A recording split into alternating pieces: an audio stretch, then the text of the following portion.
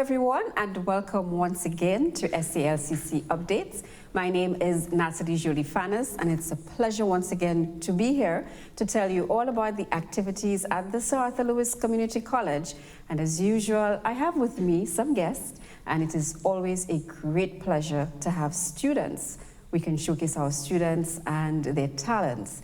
We have just come off the heels of celebrating Nobel Laureate, the festival, and the college, of course, is a forerunner in these activities. And we still have one more activity yet, and that's what our students are here to speak about. But before we meet them, I'll just do a little bit of a recap of what happened last week with the Nobel Laureate Festival for the Sir Arthur Lewis Community College. So we began the week with the annual lecture, that is the Sir Arthur Lewis Memorial Lecture, with the guest presenter this year being Dr. Govan Ferron. And he is of Caribbean heritage, living in Canada, working in Canada, and he spoke about the relevance of Sir Arthur Lewis's theories in the 21st century. That was streamed live, and it is still available on the Government of St. Lucia YouTube page, as well as our social media pages, that is even LinkedIn and Facebook, and of course, YouTube. So we began our week of activities with that lecture, and that was followed on the Friday with the annual memorial wreath-laying ceremony, where it is a bit solemn. We are laying wreaths at the grave sites of both laureates who are buried in close proximity on the grounds of the Sir Arthur Lewis Community College. And that activity too went very well. We had tributes from a former lecturer who's now an economist with the OECS, Dr. Clarence Henry, as well as some performances from our students in song and in performance poetry. So that is something to look forward to. And the keynote speaker at that wreath-laying ceremony was Dr. Claudius Sprayville, and he gave some real insights again into the application of Sir Arthur Lewis's theory and how it affects us right now. And he gave some reality checks. So we have the Government Information Service who recorded, and they're putting it together, and we will let you know when that will be aired. So that was Friday. And on Sunday, our students were in focus with a drama production that was made into a film given the realities of the pandemic. And believe it or not, the piece was entitled Pandemic Diaries. And it was a bit of a reality drama. Lots of themes there coming out for me in terms of how young people dealt with the onset of the pandemic, because it was set just in March 2020 at the beginning of the pandemic. So great portrayals by our students of what they faced, and I'll be engaging the two students who are here with me in studio on their reactions to the play and how they felt it reflects what they are going through. So these were our activities for last week, and like you know, it's a festival. Now it goes for the entire month of January. Yesterday was actually, Sunday, sorry, was actually the birth date of the two laureates, and the Sir Arthur Lewis Community College will culminate its round of activities with the finals of the Word Up Poetry Slam. And if you have been staying attuned to the activities of the college, you would have seen 16 poets competing for the title of winner of the Word Up Poetry Slam for 2022. And we think it's so fitting that the students would culminate our celebration of the laureates with poetry. And we know that both Sir Arthur and Sir Derek, of course, appreciated the arts and celebrated the arts. And I always remind that even though we think of Sir Arthur's only being an economist, he is known for saying that a country without the arts is a cultural desert. So we celebrate the arts as well, and our 8 poets will be vying for the title of winner of Word Up Poetry Slam 2022. It has been really fantastic watching them. The students are thinkers, they have depth, they understand the society they live in, they know what themes and what topics can catch your attention, and it is really fascinating watching them. So we invite you to view the finals of the Word Up Poetry Slam that will take place on Friday, January 28th from 2 p.m. We will be hosting it at the National Cultural Center, but streaming it live again on the Government of St. Lucia YouTube page as well as our pages. So ensure you join us on Friday for that. As per usual, the college is opened for all of your questions. Our students are full stream online, and very soon we'll be getting into our promotions for applications for the new academic year. So join us here every Wednesday at 8:30 p.m. for all the information that you need, and this program is also repeated again on Saturdays at 6 p.m. So thank you so much again for viewing, and now I will introduce my two guests for today. I have to my immediate right, Miss Melanie Richard, and Miss Richard will tell you a little more about herself in just a bit. And next to her is John Tench, and like I said, both of them are finalists in our Wood Up Poetry Slam. So first, let me start off by congratulating you all on making the finals. And I really love both their poems. Oh, before I get to you, let me just say, and I'll get you all to do that, we do have a Popular Choice Award, and you can go onto our social media pages to vote for the most popular or your choice of poet. And we do have little snippets of their performances, but again, you can watch the entire performance if you go to our YouTube page. So Melanie, John, welcome. Thank you for joining me. And just let's find out a little more about you. Melanie, tell us what you're studying at SALCC and what year you're in. My name is Melanie Richard, and I am currently in year 2 studying under the CAPE program. What subjects are you pursuing? Chemistry, biology, sociology, and Caribbean studies. That's the compulsory subject. Chemistry, biology, and sociology. Where are you going with that, Melanie? What are your plans for the future? My plans for the future is actually to study psychology. Mm-hmm. I thought when you threw in the sociology in there, that might be the path you will go in on. Yeah. Very, very interesting. I think you have the temperament for that. Thank you very much. Nice to meet you, Melanie. And John, tell us your major and the year you're in. I'm in year 1. I'm doing CAPE. I'm doing law, literature, and I'm also doing sociology. Interesting. So you're in sort of like the humanities arts field. Yes, yes. Should I assume that because you're doing law that you intend to be a lawyer? Yes, you'll assume correctly. Any particular area you're interested in? I'm not sure yet. I'm just... What fascinates you about law? Just pick your brain. Just the ability to understand the rules that govern society.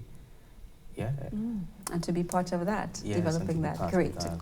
So I was, in my introduction, I spoke a little bit about Pandemic Diaries, which is a play that the students of the Performing Arts Club put on just this past Sunday. And given that it was, such a reality when I watched it, could you relate to any of the things happening to the students, given that you're in the midst of the pandemic in online education, as they were stressing, Melanie? First off, let me just congratulate the students who put on this play, because it was a fantastic job and a great play, in fact. The play related to us as students because they displayed and portrayed some of the challenges that we are currently facing in this pandemic. So, yeah. Great. What about you, John?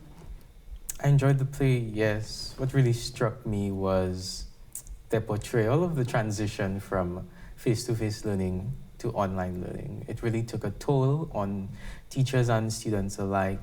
You would know not everyone's house is fashioned for education or the academics in that sense. And so it was really just a battle getting used to it. Great. So, I mean, I saw the relationship theme. I think that's what grabbed most of the students from watching the comments on YouTube. But in addition to that, you saw to the issues of one of the students battling with his weight, being, I guess, so sedentary, not being able to be as active. You also saw the issue of one of the young ladies having to care for her younger siblings and almost become the parent, house chores, plus balancing her academics.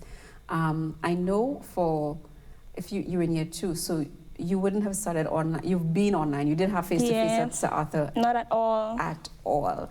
Are you hoping that in your final semester that there can be some face-to-face? I do, I really do. I mean, we have started the final semester. It is the year two's last semester.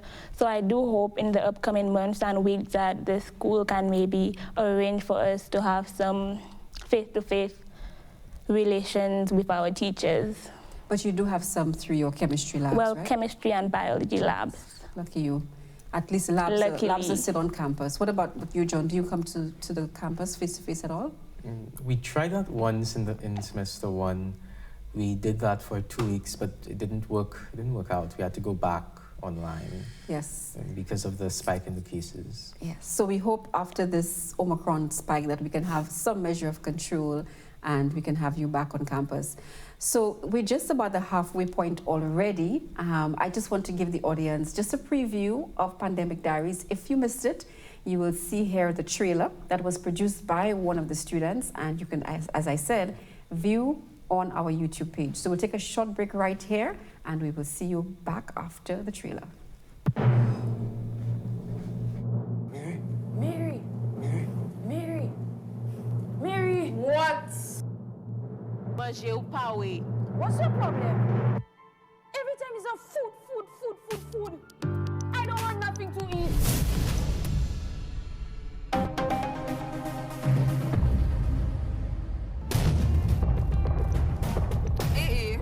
What happened? The virus has since been detected in countries like Denmark and Australia and has also been confirmed in Caribbean islands, including Trinidad and Tobago and Jamaica.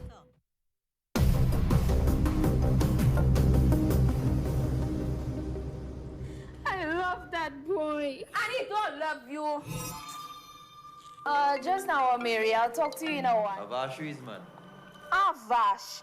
You does Vash with the way you grind up on any little thing you see. Don't tell me. Joshua, the children all on the damn floor. What's taking me so long now? Hello? Oi, are they calling for how long, sir? I thought I was gonna call my brother. Nice. Who just talking to the Queen of England, man? Awa. Oh, what? I know your scheme, bro. I know your scheme. Don't worry.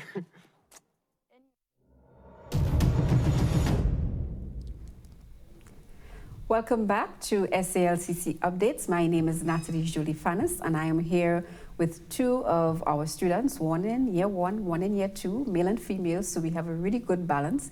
And both of them are finalists in our Word Up Poetry Slam, organized by the Hunter J. Fassoir Library, which is slated for this Friday, January 28th. So let me welcome back Melanie and John, Melanie Richard and John Tench. And as I said, both of them are poets. So we're going to learn a little bit about them now. Let us start with your backgrounds in poetry. So from our previous conversation, Melanie seems more of a science student. John seems to be more in the arts. Let me hear where your love for poetry or involvement in poetry started from. Let's start with you again, Melanie. Actually, taking part in this poetry competition was actually my first. I actually do not have much experience in the whole poetry thing.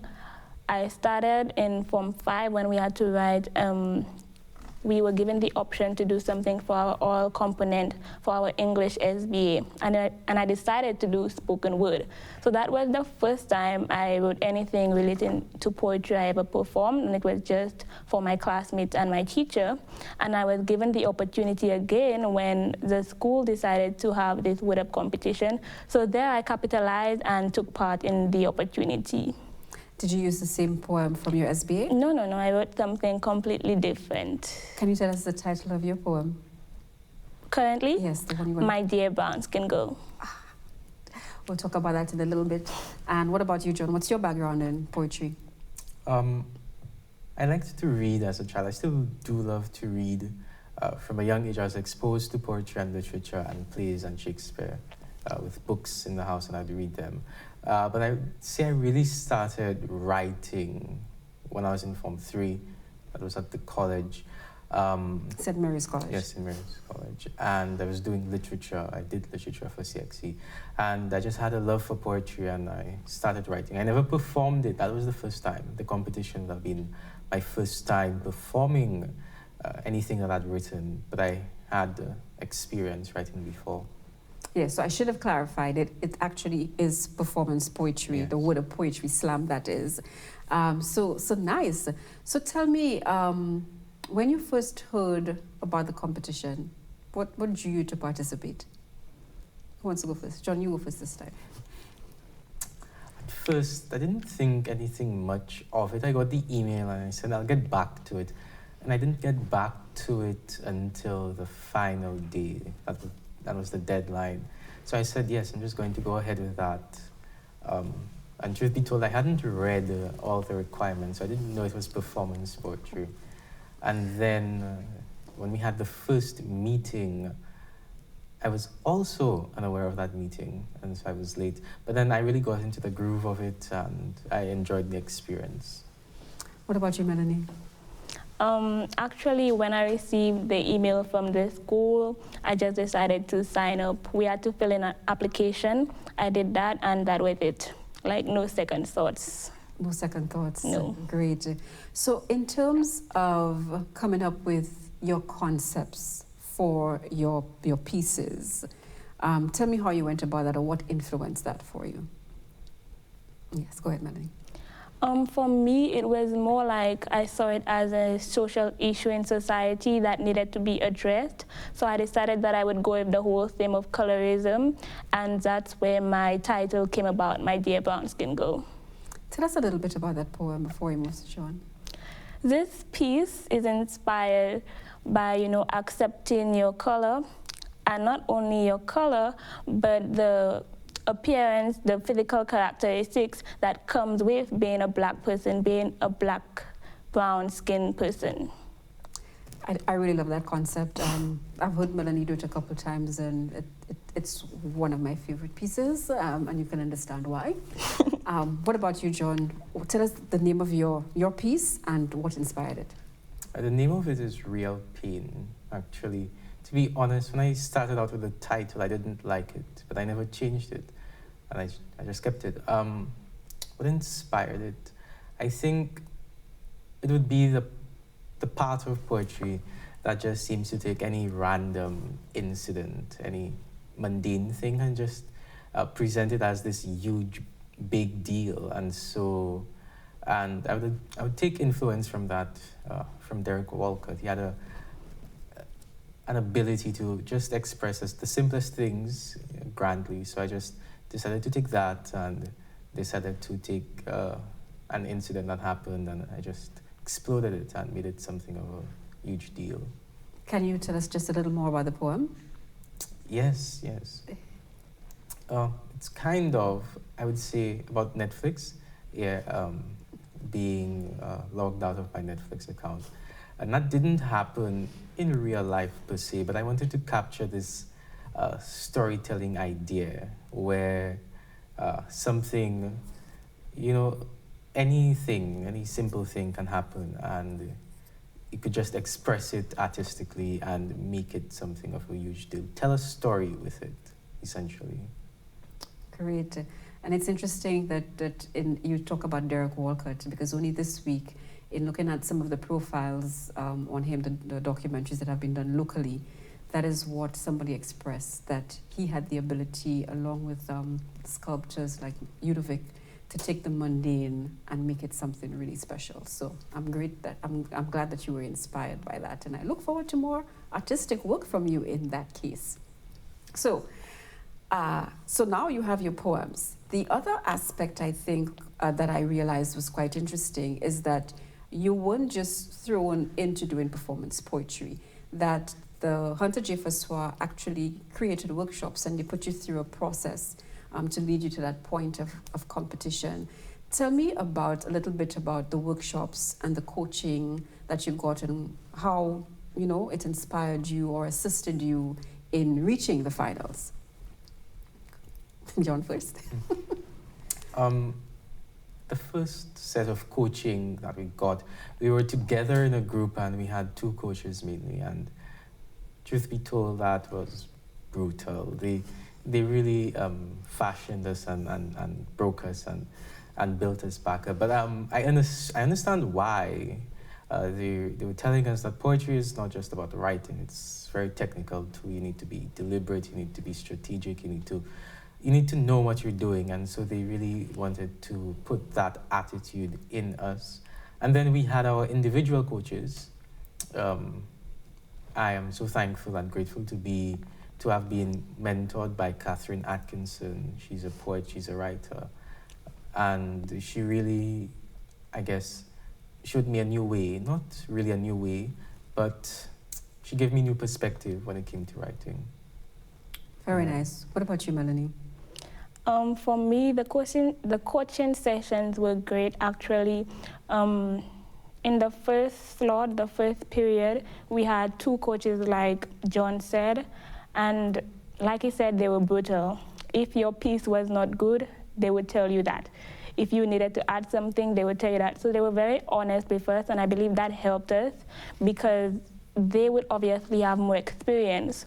So them telling you that this paragraph or this stanza is not good and you need to go rewrite it, to me, that would be very beneficial for me. Personal coaching, I had Miss Naomi Granderson as my coach, and I really, really loved working with her, and I'm so thankful that I got the opportunity to work with her. I believe she really assisted me in reaching to the finals. Nice. It's great to hear. And I'm sure from what I've heard from the coaches, they were really, really excited about working with you guys as well. And it's important for there to be some kind of mentorship, especially given that it's your first time. Before we get a little more into your poem, I want you to speak a little bit about the significance of the Hunter J. Fassoir organizing such an activity, presenting you with such a platform, and what you would say to other young people about using this genre for them to be able to express themselves. Who's going to go first? Yes, John. I just want to say that the library really showed that poetry is beautiful and poetry needs to be accepted. It needs to be an integral part of our culture because Derek Walcott would have grown up in St. Lucia. He was raised here, he was born here. And he really took poetry and literature to a whole new standard. He got a Nobel Prize. So the library just wants to cultivate in the writers and the poets the spirit of poetry that is coming, writing, performing, accepting and understanding criticism, and really just having fun with it all in just Derek Walcott's legacy. Great. What do you think, Melanie? Well, first off, I would like to thank the library for giving me this opportunity to take part. I believe it was a great initiative taken by them because it allowed us as students to express ourselves and some of the prevalent issues in society. We got the opportunity to address them. So I think it was a great thing that they did. Tell me about, because I know initially you weren't necessarily exposed to the other poets and their poems. So I have just the 2 of you here. One, looking at a social issue, another taking something mundane and making it, extreme. When you heard what the other poets, the kinds of topics they address and their poetry, what did you think of the topics? What did you think of their delivery? I think every poet was just beautiful. We were not really, as you said, exposed to their poems.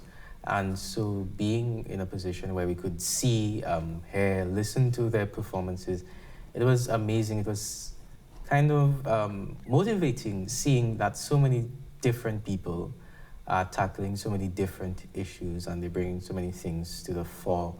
And they're just doing it really well. And the judges themselves said that it was a hard time choosing because everyone was really good. Yeah, I definitely saw that. Being part of that process, I didn't envy the judges. Melanie, what do you think about the other poets? I think each poet brought something different to the table. It was great diversity. No one did the same thing. Watching the other poets, it just opened my mind as to other areas I could have tackled. Well, not could have tackled, but tackle in the future. It opened my mind to the whole thing of all the concepts of poetry and the performance. Okay, nice. I know, again, as young people, and especially in the pandemic, that you don't have as much opportunity for social activities or for, I don't know, self-expression or being out there. And this is just one format. What would you say to other young people who are in the same situation as you and who may not take advantage of these opportunities? What do you say to them for them to be able to thrive in this pandemic that we're in now? I would just say to seize the day.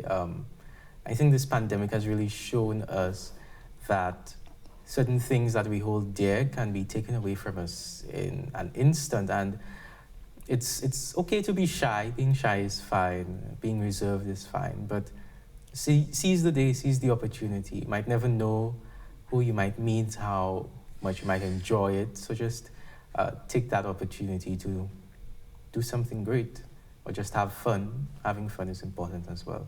And finding the opportunities. So I'm going to put Melanie on the spot because I know she also sings. So Melanie, tell us how do you thrive in this pandemic with your talents? For me, it's basically just capitalizing on opportunities. You know, any opportunity that I get and I believe that I'm capable to do it, I will do it. So my advice to the young people out there that don't be afraid to take opportunities, don't be afraid to grab it. I mean, if you believe that you can do it, and you can do it if you put your mind to it, just do it. So I know Melanie approached the college about putting on a talent expose, and that's when I found out she also sang for Christmas and a Christmas dispute, and that went really, really well. So yeah, it did. Thank you for starting up that initiative. So let's get into Friday now. What has your preparation been like for the final? Melanie, start first this time. Okay. My preparation has been going quite well. I think it could be a little stressful, especially leading up to the Friday. Yeah, that's it for me. You think given your performance the last time, you know your poem and you're ready to deliver again? With God by my side, yes, I think so. Okay, great. What about you, John? I'm just taking it a bit easy. I'm not stressing because if you stress too much, you might end up hurting your performance, actually. So I'm just taking it all in stride, and I'm ready to perform. Yeah, I am. Any expectations for Friday? Not really. We just waiting on the day and let what has to be done will be done. The judges will. It's in their hands. Okay. So again, at the beginning, I spoke to, apart from the winner, and I think the first runner-up, that there's also the popular choice prize. Yeah, and People's Choice. People's Choice, right. And you guys have your stuff going on Instagram, etc. So here's your opportunity now to get people to vote for you. The floor is yours. Well, you can vote on either Instagram or Facebook. On Instagram, sorry, you can go to the college's page, South Louis, and in the comments, you will need to like the comment with the person's name, with the contestant's name that you want to vote for. On Facebook, on the school's page as well, there are short clips. You just like the clip of the contestant that you'd like to vote for. Yes. So John, pitch. Yes. So vote for both of us. Vote for both of us, actually. So, yeah. John has asked them to vote for you. Melanie, you still have an opportunity to make your own pitch. No. Don't be humble. I think they should be allowed to vote for whoever they want, yes. Any one of the 8. So whichever suits your boat, whichever one you like more, whichever clip you like more, you could vote. But it would be nice if you vote for John and I. They are so good and so humble. John and Melanie, thank you so much for being here with me today.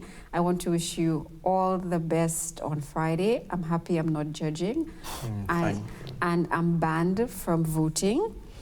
because I love all 8 of you guys, even if, you know, Brown Skin Girl is really about me and I can relate, hint, hint.